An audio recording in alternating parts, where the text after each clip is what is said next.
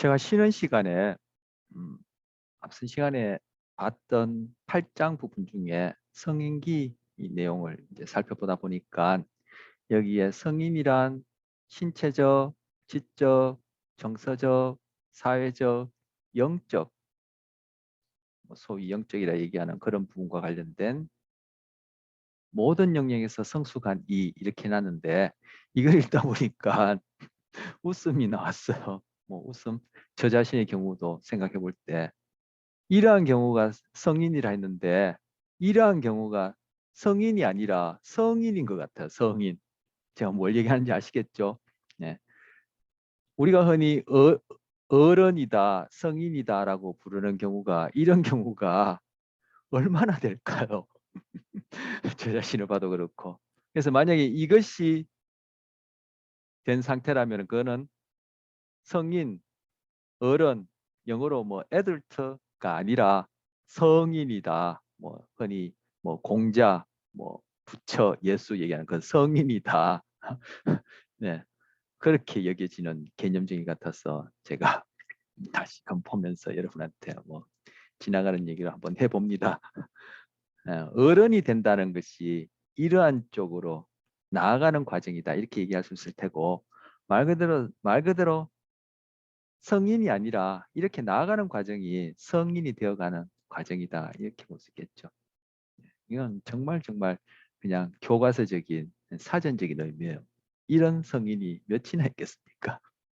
우리 교육이 성인다운 성인을 어, 만들어간다 할까요? 뭐 성숙시킨다 할까요? 양육하는 그런 교육이냐 이렇게 또 볼 수도 있고 교육이 뭐 우리 문화, 뭐 사회, 경제, 정치 뭐 그리고 우리 국외적으로 이 전 세계적인 어떤 시대 상황 지금은 뭐 글로벌레이션 됐어 뭐 지구 전체가 한 나라처럼 그렇게 여기지는 시대다 뭐 이렇게도 얘기를 하는데 그런 것하고 또 교육이라는 것이 무관하지 않겠죠.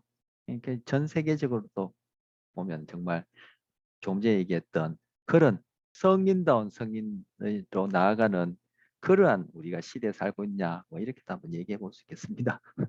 너무 교과서적인 판에 박힌 현실과 동떨어진 그러한 개념적이라서 제가 다시금 음, 얘기하면서 좀 웃기기도 하고 해서 말씀드린 거고요. 자, 다시 아까 프로이드의 정신분석 이론과 관련된 기본 가정 중에 무의식 보겠습니다. 무의식을 가정했다는 거죠. 뭐 실제 우리가 언어적으로 자각하지 못하는 부분을 뭐 무의식이다 이렇게 일컫는다라고 볼 수 있고 프로이드에게 있어서 무의식은 또 특이합니다. 즉 소위 자아, 에고라는 흔히 나라고 얘기하는 어떤 그런 것도 대표되어지는 어떤 존재가 있다면 존재가 자각하지 못하는 또는 자각하기 싫어하는 자각하게 되면 곤란한 어떤 정서와 관련된 그런 것들을 이렇게 꽁꽁 숨겨두는 어떤 지하실 같은 그런 개념의 바로 프로이드의 무의식이에요. 제가 좀 전에 언어적으로 자각하지 못하는 그러한 부분을 소위 무의식이라 얘기한다 할 때 그 무의식보다는 더 좁은 의미의 프로이드만의 어떤 그런 특수한 그런 개념이죠. 그리고 뭐 요즘 과학, 신경과학, 즉 뇌과학적으로 얘기하자면은 뭐 의식 무의식이라고 그렇게 나누는 것도 이제 우리 편의상 결국 이제 마음이라는 이런 현상을 이해하기 위해서 우리가 만들어놓은 언어적인 개념이지 뭐 의식 무의식 나누는 것도 좀 이렇게 뭐랄까 인위적이다 그렇게도 볼 수 있습니다. 자 어쨌든 프로이드의 무의식 가정 심리적 현상의 선행 사건은 아까 인과관계를 밝히고 싶다 했죠. 바로 그 원인에 해당하는 것이라 볼까요? 심리적 현상. 그 중에서 지금 이제 성격. 그 성격이 건강하냐? 만약에 건강하지 못하면 그것이 인지, 뭐 감정, 정서, 행동 나타나고 신체적으로 나타난다. 바로 그러한 신체 증상과 심리적 현상의 원인에 해당하는 선행 사건으로서 무의식에 주목했다. 바로 무의식을 원인으로 생각했다라는 거죠.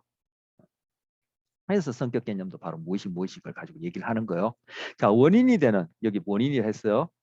원인이 되는 선행 사건으로서의 무의식을 발견하면 그것이 만약에 성격에 문제가 있고 그것이 이러한 정상과 행동으로 나타난다면 그걸 회복하고 치료를 할 수 있겠다. 즉 인과관계에 의해서 원인을 조절하면 통제함으로써 결과를 어떤 식으로 바꿀 수 있다. 이렇게 생각하는 거죠. 이런 어떤 가정 사고 방식은 과학적이에요. 그런데 이제 프로이드가 소개하는 이러한 개념들이 이게 조작적 정리를 통해서 측정하기에는 너무나 어, 곤란한 그런 개념이기 때문에 이제 소위 심리학 안에서도 프로이드는 가장 대표적인 비과학적인 그러한 이론, 뭐 비과학자 이렇게 다 이제 비판을 하는데 여전히 프로이드의 이론은 쉽게 그렇게 무시하지 못하는 그런 이론이기도 합니다. 여기서도 교재에서도 많은 챕터, 많은 페이지에 걸쳐서 다루고 있고요. 그래서 제가 이제 소개를 하는 겁니다. 자, 두 번째 추동 개념. 자, 앞서 봤던 프로이드의 기본 가정이 있고 이제 추동 개념. 우리 추동 개념은 동기 정서 동기에서 이게 뭡니까 그 동기 이론으로 동기 이론으로 추동 감소 이론 봤죠. 바로 그것하고 이제 대동소이합니다. 중첩된 부분이 많아요. 자, 무의식의 아까 무의식이 원인 선행 사건을 봤는데 무의식의 추동이라는 것이 존재한다. 그리고 추동이라는 것은 프로이드가 이렇게 개념 정해요. 이걸 한번 읽어보시고 자 내부의 추동 즉 정신적 에너지가 축적되면은 그것이 점점 긴장 상태, 즉 무의식 속에 갈등을 빚는다는 거예요. 이 추동이 해결돼야 된다는 거죠. 이게 해결 안 되고 즉 무의식적 갈등이 점점 누적되면 그게 몸으로 마음으로 터져 나온다. 그래 되면 이제 그것이 이제 병리적 현상 그리고 성격이 건강하지 못한 성격이다 이렇게 얘기를 하는 거예요. 그것이 이제 태어나서부터 쭉쭉쭉쭉 단계를 거치면서 발달하는 과정 중에 그것이 건강한 형태든 아니면 건강하지 못한 형태든 그렇게 나아가야 된다 이렇게 생각하는 거죠. 자, 추동은 조용한 내적 상태, 긴장 감소를 추구하기 때문에 즉 추동은 그걸 해결하고 즉 긴장 감소. 우리 동기 이론에 보면은 각성 이론이 있었죠. 그것이 바로 추동 감소 이론의 연장선상으로 우리는 최적의 적절한 긴장 상태를 유지하려고 한다. 그것과도 연결되는 거예요. 그래서 추동은 이렇게 긴장을 해소하려는 그 방향으로 나아가기 때문에 외부에 표출되고자 하는 욕구를 지니게 된다. 그리고 추동의 표현이 막히면 이제 이렇게 되면 이제 무의식 속에 이제 갈등이 이제 쌓이는 거죠. 추동의 표현이 막히면 사라지지 않고 결국 그것이 남아있다가 저항이 가장 작은 곳, 가장 약한 곳을 통해서 표현된다. 저는 아까 터져 나온다고 표현했는데 이제 표현된다. 그것이 이제 신체로 나타나면은 히스테리 증상이라고 흔히 얘기하는 그런 것이고 그 심리적으로 나타나면은 그에 따른 여러 가지 심리적 현상뿐만 아니라 성격이라는 개념을 빌어서 얘기하자면은 건강하지 못한 성격으로 된다 이렇게 생각하는 거야. 자, 추동을 삶의 추동, 즉 추동을 구별하는데 두 가지로 구별해요. 추동에는 살고자 하는 추동, 즉 삶의 추동과 성적 추동이 있다. 그걸 에로스라고 또 추동에는 공격의 추동 혹은 죽음의 추동이 있는데 이것이 타나토스라는 것이 있다. 이렇게 구별하여 그리고 바로 이런 살고자 하는 추동, 성적 추동 안에는 에너지가 있는데 그 에너지를 리비도라고 이렇게 부른다. 그 바로 이 리비도가 성격 발달의 핵심이다. 이렇게 얘기하는 거. 이런 개념들을 이렇게 막 용어들 집어넣으니까 그럼 리비도는 뭔데 타나토스는 뭔데 에로스는 뭔데 하면은 이걸 소위 과학적으로 구체적인 물체를 다루듯이 물질을 대상을 다루듯이 그렇게 하려면 조작적 정의를 해야 되는데 이것이 조작적 정의가 쉽지가 않거든요. 그러니까 이것이 점점 그런 소위 심리학은 과학이다 얘기하는 그런 측면에서 이것이 신뢰도 타당도를 담보하기가 상대적으로 어려운 거죠. 자, 세 번째 마음의 구조.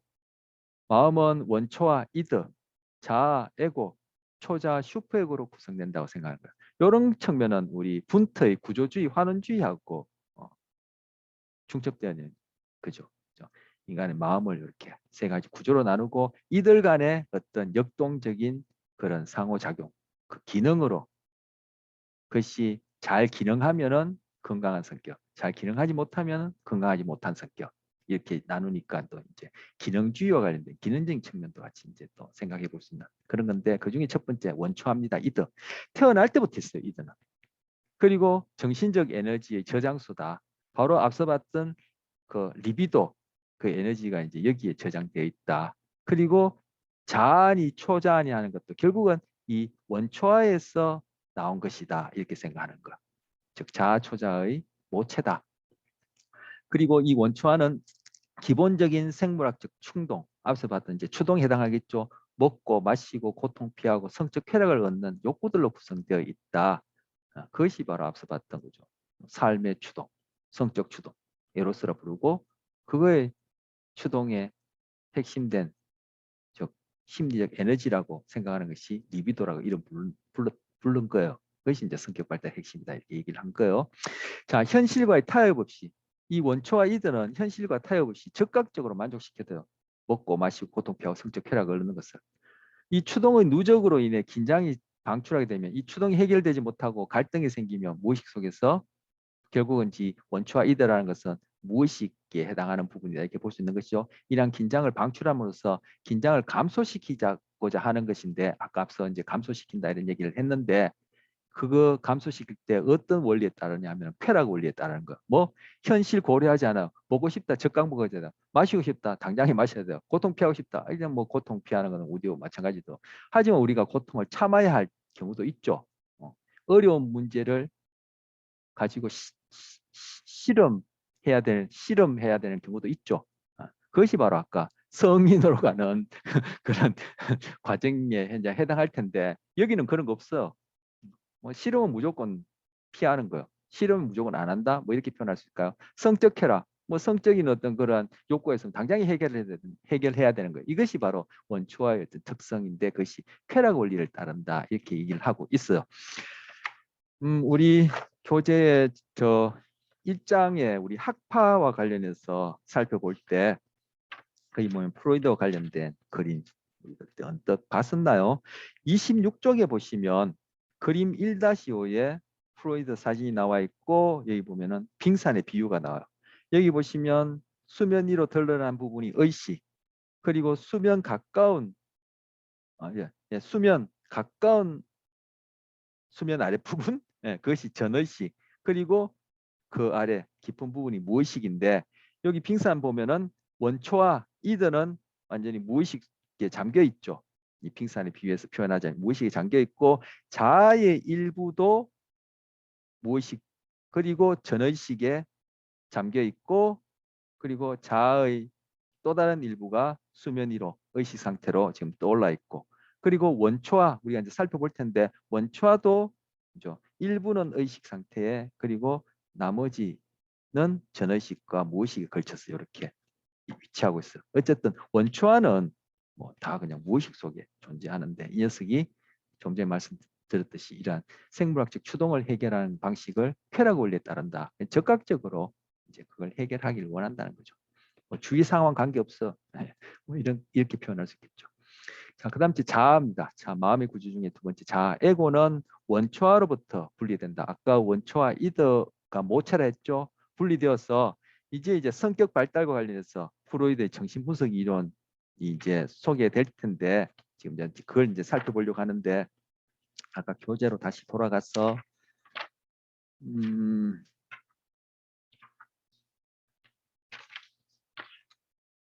373쪽 우리 뭐 여기 다음 슬라이드에도 있습니다만 여기는 글자가 더 작은데 그래도 뭐 보이겠네요.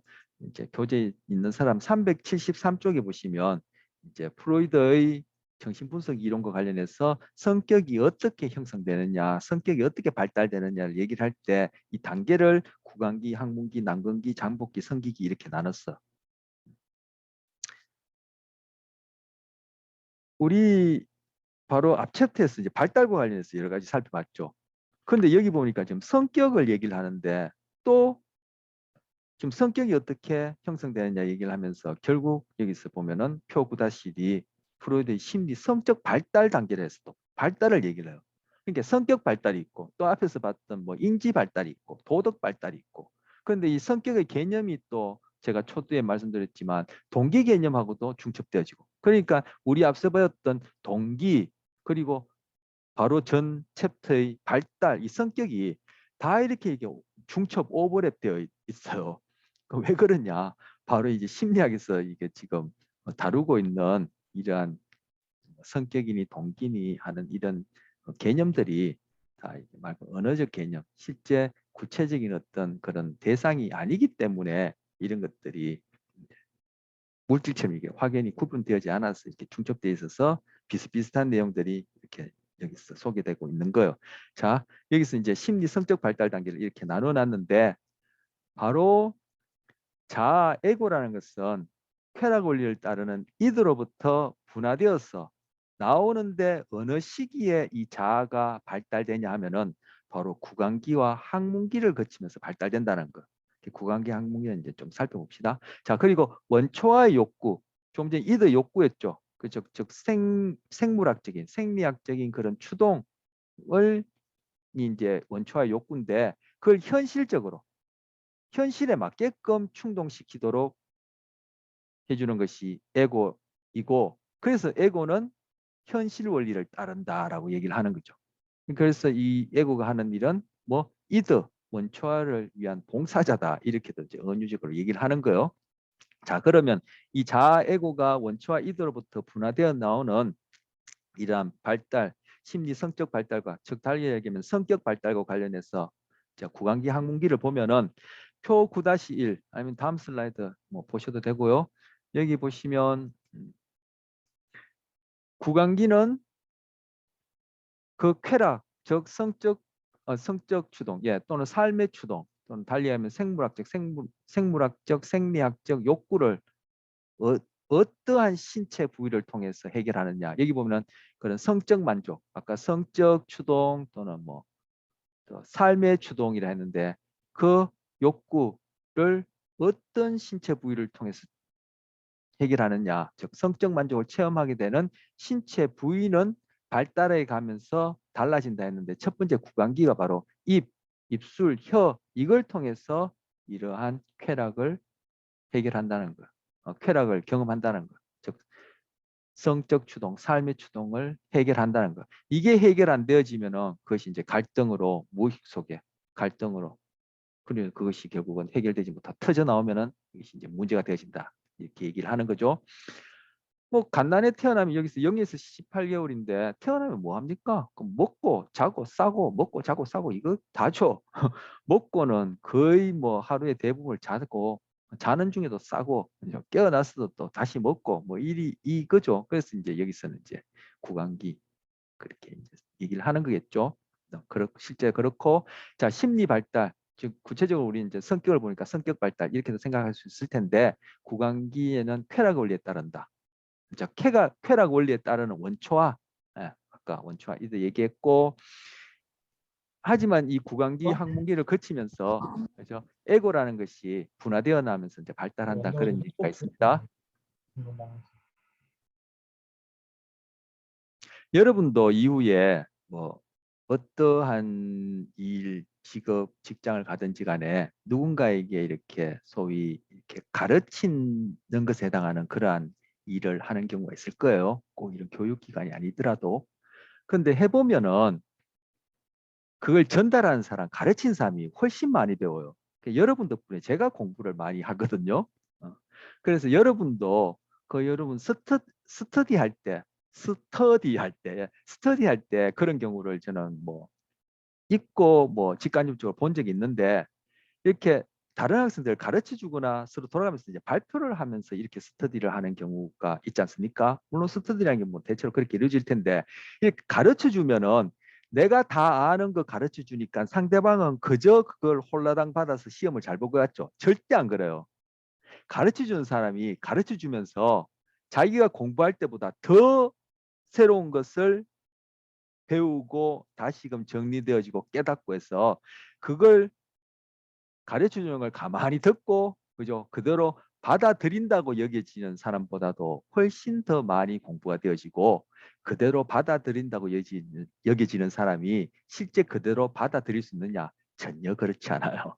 그 사람도 가르쳐 주는 사람 못지않게 공부를 하고 스터디에 임할 때 상대방이 가르쳐 주는 것이 자기 공부가 되어지지, 맹탕 아무것도 없이 와서 다른 애가 다 했으니까 가르쳐 주면 조금만 잘 들으면 시험 잘 보겠지. 절대 그렇지 않아요. 신기하죠? 그러니까 이것이 지식도 그렇지만 우리 다른 모든 것이 그래요. 남한테 뭔가 내가 주면은 내가 손은 보는 것 같지만 남한테 주면은 그 상대방이 받는 것 이상으로 내가 가지는 게 있어요. 그것이 지식뿐만 아니라 다른 것도. 참 그런 것도 좀 신기하죠. 그것도 뭐 설명할 수 있을 텐데 과학적으로 심리학적으로. 그러면 받은 사람은 받은 만큼 이익을 보느냐? 그렇지 않아요. 받을 준비가 되는 사람, 받을 자격이 있는 사람이 그 받은 만큼의 이익을 보는 거지. 100을 받았는데 내가 준비 안 된 사람은 그 100에 대해서 10도 못 써요. 이제 우리 수업도 그래요. 제가 뭐 잔소리 나온 김에 제가 메모를 해둔 게 있는데, 자, 조금 있다가 우리 성격 이론과 관련해서 인본주의 입장을 볼 거예요. 우리 학파 설명할 때 그런 현상학적 접근 또는 인본주의 얘기를 하면서 소개했고, 지금 뒤에 나올 내용인데 그 인본주의적 접근, 인본주의 심리학의 가장 대표적인 대가로 일컬어지는 사람이 칼 로저스라는 사람이 있어요. 이 사람이 한 말이에요. 나는 사람이 사람을 가르칠 수 있다는 사실을 믿지 않는다. 그런데 저는 지금 그 짓을 하고 있는데, 가르친다는 것의 효용성마저 의심한다. 내가 아는 사실은 단 한 가지, 배우려는 사람만이 배울 수 있다는 것이다. 이렇게 칼 로저스가 얘기했어요. 인본주의 입장에 있는 그런 심리학자. 좀 전에 제가 한 말이랑 연결되는 것 같아서 얘기했습니다. 자, 다시 아까 하던 부분 가서 지금 발달적 의미를 보면은 외부 물건의 자신의 일부로 내사하는 능력을 획득하며, 이는 이후 부모의 동일시 및 부모 가치의 내사 능력의 토대가 되어지는 과정이다. 이렇게 얘기를 하고 있어요. 즉 부모와 동일시하면서 부모가 갖고 있는 가치하면은 앞선 시간에 했던 도덕과 관련해서 윤리 도덕과 관련해서 또 생각할 수 있겠죠. 이 단계에만 만약에 머물러 버리면은 인습적 단계가 되겠죠. 그냥 부모가 정해준 그런 가치, 그리고 뭐 정체감과 관련해서 부모가 정해주는 뭐 직업, 뭐 결혼, 뭐 정체감 이런 것들 그냥 물려받는 그런 상태에 머물겠죠. 하지만 쭉 이제 발달해 나가면서 이제 자기 것을 찾게 되는데, 이 단계에서는 그렇다는 거죠. 사실 이때 태어났을 때는 부모와 딱 붙어야 돼. 신체적으로도 그렇고 심리적으로도 그렇고 그죠? 행동적으로도 그렇고 모든 측면에서 부모와 딱 붙어 있어야 되겠죠. 그래야 어떻게 살아남겠죠. 일단 입으로 뭐가 들어가야지 사니까.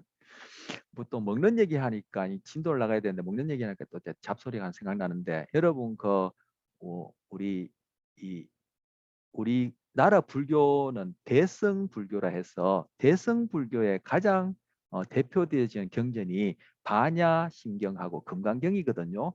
금강경에 어떤 얘기가 나오냐면은 아무리 이쁜 여자도 아무리 잘난 사람도 결국은 못난 사람 잘난 사람 우리 구별하지만, 그 사람은 결국은 입으로 밥, 떡 먹는 것이 들어가서 똥으로, 즉 똥구멍으로 똥이 나오는 똥 가죽 푸대다, 이렇게 얘기한 게 있어요.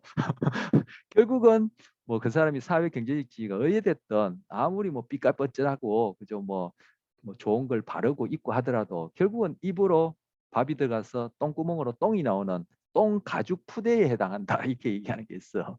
이렇게 뭐 먹는 거 얘기하다가 제가 그런 생각이 나서 얘기를 하는데, 우리 앞서 결정적 시기가 있느냐 없느냐 이런 얘기도 하면서 결정적 시기와 연결해서 우리 애착 봤었죠. 그때 그 오리들이 보여주는 그런 각인이라 얘기할 수 있는 그런 애착 행동, 그리고 다른 동물뿐만 아니라 인간에게 있어서 초기에 뭡니까, 태어나자마자는 다른 동물뿐만 아니라 인간의 경우도 내가 입으로 떡이든 밥이든 젖이든 들어가서 나라는 하나의 생물학적 개체를 유지시킬 수 있는 그것을 도와주는 행동, 또는 뭐 유전적인 어떤 경향성, 뭐 우리 아까 구체적으로 인지 정서 이런 것들이 가장 중요하죠. 그러니까 여기에는 부모와 동일시하고 딱 붙어 있어야 돼요. 자, 그런데 이 부분이 고착된다면은 이러이러한 문제가 생긴다고 얘기를 하는데, 그럼 고착이 뭔지 우리 교재에서 보겠습니다. 고착. 자, 372쪽에 보시면 제일 마지막 줄에 이러한 심리 성적 발달에서는 각 단계마다 아동들의 욕구가 어떻게 처리되느냐에 따라 그 단계에 고착된 성격을 형성할 수도 있고 다음 단계로 이행될 수도 있다. 자, 그럼 고착은 욕구 충족이 안 되어 좌절을 경험할 때 혹은 욕구에 과한 충족이 되어 다음 단계로 진행되기를 꺼려하는 탐닉이 나타날 때 모두 발생한다. 즉 고착은 충분히 충족되지 못해서 그 단계에 머물거나 아니면 너무 그 단계에 이제 탐닉해서 달리하면 집착한다 할까요? 뭐 여기서는 집착이라는 용어는 잘 안 어울릴 것 같은데 어쨌든 그 단계에 탐닉해서 머물러 있는 경우를 고착이라 얘기해요. 이렇게 되면은 여기에서 뭐 이러한 문제가 생긴다. 어떻게 수다나 의존성이나 수다라는 것이 이제 말이 많다는 거죠. 저보고 하는 얘기인가? 어쨌든 의존성 그리고 알코올 탐닉 같은 또는 비만 같은 그러한 현상이 일어난다. 이런 현상이 왜 일어나지? 바로 이드와 관련해서 욕구 충족이 어느 만큼 되었느냐 그러한 원인과 결과다 이렇게 생각한다는 거죠. 아까 앞에 했던 얘기를 여기 적용해서 얘기하는 거예요. 자, 그럼 다시 가서 학문기를 거치면서도 뭐 이드로부터 에고가 발달한다 했는데 학문기는 18개월에서 3개월 물론 이제 먹었으니까 이제 싸는 거는 뭐 태어나서부터 하는 거죠. 아니요. 뱃속에서부터 해요.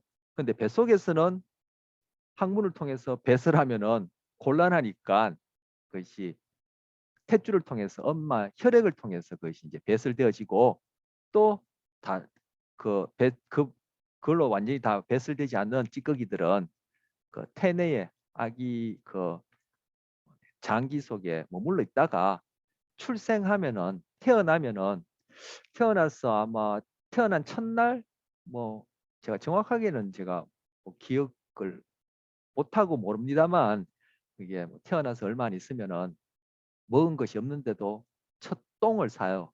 그게 결국은 엄마 뱃속에서 탯줄을 통해서 받았던 영양분에 대한 찌꺼기를 이제 처음으로 이제 배설하는 거죠.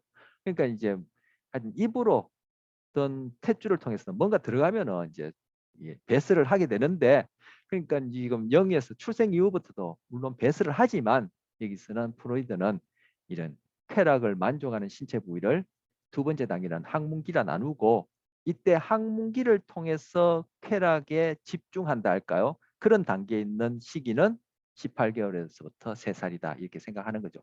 그리고 일단은 항문뿐만 아니라 요도 이렇게 똥오줌과 관련된 것 다 포함해서 얘기 대표적으로 항문기라 얘기를 하는 거예요. 그래서 심리 발달, 배변 훈련의 결과로 사회화가 되어진다. 이제 결국 뭐예요? 이때 이제 대소변 가리는 거 훈련하죠. 3살 이전에. 3살 지나서도 이거 못한다든지 기저귀 차고 다니면 이제 좀 곤란하겠죠. 뭐 늦게 하는 사람도 있고 일찍 하는 사람도 있겠지만 즉 사회화한다는 게 뭐예요? 결국은 여기서는 그 배변과 변 또는 배설, 똥오줌과 관련해서 이게 사회적인 적응 단계다 이렇게 생각해서 이제 사회화라 얘기하는 거죠. 보유와 축출의 즐거움 이제 뭡니까? 대소변을 지니고 있다가 그것을 배설하는 것과 관련된 쾌감을 얘기를 하는 거예요. 즐거움을 통해 자기 통제 능력을 향상시키고 이제 배분 훈련에서 배변 잘하려면 이게 통제력이 있어야 된다는 얘기했죠. 그 숙달감을 획득한다. 이는 이후 자기 정체성 형성에 도움을 주는 과정이다. 얘기하고 우리 아까 정체성 얘기했었는데 여기서 정체성하고도 관련된다고 이제 생각한다는 거죠. 프로이드의 이런 정신 분석 이론에서는. 근데 이것이 고착되어지면은 질서, 통제, 단정함 여기에서 너무 만족이 안 되거나 아니면 너무 만족을 해서 여기 머물러 있거나 하면은 아주 이제 완벽주의적 아니 결벽증이라 얘기하나요? 질서, 통제, 단정함 이런데 너무 치우친 그러한 성격이 되어진다. 이제 성격 특성이 되어진다. 이렇게 생각한다는 겁니다. 뭐 여러분 보기에 이게 어느 만큼 말이 되고 타당성이 있는지 여러분 한번 생각해 보세요. 자, 그리고 자아는 현실 원리에 따른다. 그래서 구강기 항문기를 거치면서 이들로부터 자아가 발달돼 나오는데 조금 전에 봤던 그러한 것들이 고착이 아니라 소위 건강하게 잘 이렇게 욕구 충족이 되어지면은 자아가 건강하게 이들로부터 발달되어 나온다 이렇게 생각하는 거죠. 그게 안 되면 이제 자아가 아까 뭡니까 원초의 봉사자로서 현실의 원리에 따라 그런 쾌락, 욕구, 추동을 해결해 줘야 되는데 이 자아가 건강하게 발달하지 못하면 성인이 되었어도 현실 원리보다는 이더의 쾌락 원리에 따라 그렇게 자기의 동기라고 얘기할 수 있는 것과 관련된 여러 가지 그런 욕구들을 해결하려고 하면은 뭐요? 사회적 부적응자, 그리고 성격, 건강하지 못한 성격, 그리고 그런 것들이 결국은 자기 자신 안에서는 무의식 속에서 해결 안 된 갈등이 심리적으로 신체적으로 터져나오고 사회 속에서는 이제 인간관계 그리고 사회적 부적응에 의해서 결국 우리가 흔히 얘기하는 성격이 건강하지 못하다, 이상한 성격이다. 그리고 그것이 더 심해진다 또는 더 심한 경우는 다음 장에서 볼 이상 심리에서 이제 거기에 해당하는 그런 상태가 된다라고 생각을 하는 거죠. 자, 그 다음 세 번째 마음 구조 중에 세 번째 초자 슈퍼에고예요. 슈퍼에고는 사회의 가치, 도덕이 내면화되어서 바로 이제 사회화와 관련된 어떤 그런 부분이라 볼 수 있겠죠. 사회의 가치, 도덕이 내면화되어 남근기 이후에 서서히 형성된다. 그래서 초자는 이들로부터 초자도 이들로부터 분화 발달되어지는데 이거는 남근기 이후에 서서히 형성된다라고 하고 도덕 원리에 따른다. 바로 이제 사회 화와 관련된 이제 본격적인 그런 발달 단계와 관련된 얘기죠. 자, 이것도 여기 가서 보시면 남근기는 쾌락과 관련된 신체 부위가 어디냐면 남근 또는 음핵이라 얘기하고 3살에서 5살. 그러니까 초등학교 들어가기 전이죠. 초등학교 뭐 한 7, 8살에 들어가면 뭐 2, 4년 전이니까요. 그냥 어쨌든 그때고 심리 발달은 동성 부모에 대해서 남자애는 아빠, 여자애는 엄마, 동성 부모에 대한 경쟁심을 형성하며 초자가 분화 발달되어진다 이렇게 생각하고 오이디푸스 컴플렉스를 해결하는 과정에서 성 정체감을 인식하고 초자를 형성해 나간다 이렇게 얘기를 하고 여기에 고착될 때는 성격이 허영 그리고 질투, 경쟁 이런 것들이 이제 특징적으로 나타나는 성격이다 이렇게 생각한다는 겁니다. 자, 오이디푸스 콤플렉스 여기서 이제 아까 여기서 좀 전에 읽었듯이 성 정체감을 형성한다. 예, 자아 정체감이 아니라 성 정체감을 형성한다. 뭐 아까 자기 정체감은 여기 항문기에 이제 언급됐었는데 여기서는 이제 성 정체감을 형성한다와 관련했고 이것이 이제 초자를 형성하면서 뭐 이더의 그러한 쾌락 원리가 지금 초자의 도덕 원리하고도 서로 균형을 이뤄야 되겠죠. 초자가 너무 강해서 사회적 가치, 도덕 기준의 엄격한 원리가 적용되어서 그냥 이더의 쾌락 원리, 이더의 어떤 욕구 충족은 전혀 못하고 있다면 무의식 쪽에 갈등이 막 그냥 해결되지 못하고 쌓이고 이제 고착이 특정한 발달 단계에 일어날 테고 반대로 그냥 이더 초자가 건강하게 발달하지 못해서 도덕 원리가 전혀 작동되지 못한다면은 이 이더의 쾌락 원리에 따라 그 욕구들이 막 충족될 때 이 자아는 이 제대로 봉사 집행자 현실 원리에 따라 그걸 실질적으로 현실적으로 해결하기에는 너무 역부족이 되겠죠. 무리가 생기겠죠. 그래서 결국은 이더 자아 초자 사이에 그런 역동적인 그런 균형에 의해서 결국은 이더의 그러한 동기 즉 욕구 추동을 잘 해결하는 것이 이 발달 단계에 따라 잘 해결하는 것이 건강한 성격 발달이다 이렇게 생각한다는 거. 자, 그중에 지금 성정체감 관련해서 오이디푸스 콤플렉스 관한 걸 살펴보려고 합니다. 자, 여기 보시면 네, 그리스 로마 신화에서 인물백과 나오는데 이제 오이디푸스하고 소개됩니다. 그리스 신화에 나오는 테바이의 왕이다. 테바이 왕의 아들로 태어났지만 테바이라는 뭐 어떤 나라 국가가 있었나 봐요. 거기에 이제 왕인데 이제 자기 아버지가 왕이었고 이제 자기는 이제 왕조로 태어나서 이제 왕이 됐다는 얘기겠죠. 그리스 신화에 나오는 얘기인데 신화니까 그죠? 뭐 실제가 아니란 얘기일 텐데 테바이 왕의 아들로 태어났지만 아버지를 죽이고 어머니와 결혼하게 되리라는 신탁을 때문에 신탁을 받았어요. 태어나자마자 이제 신탁을 받았는데 뭐라고 얘기하냐면 얘가 아버지 죽이고 엄마를 결혼할 것이다. 이렇게 신탁이 내려진 거예요. 그걸 이 본인 오이디푸스가 알게 되고는 그러한 일이 안 일어나게 하려고 자기가 이 나라를 떠나요.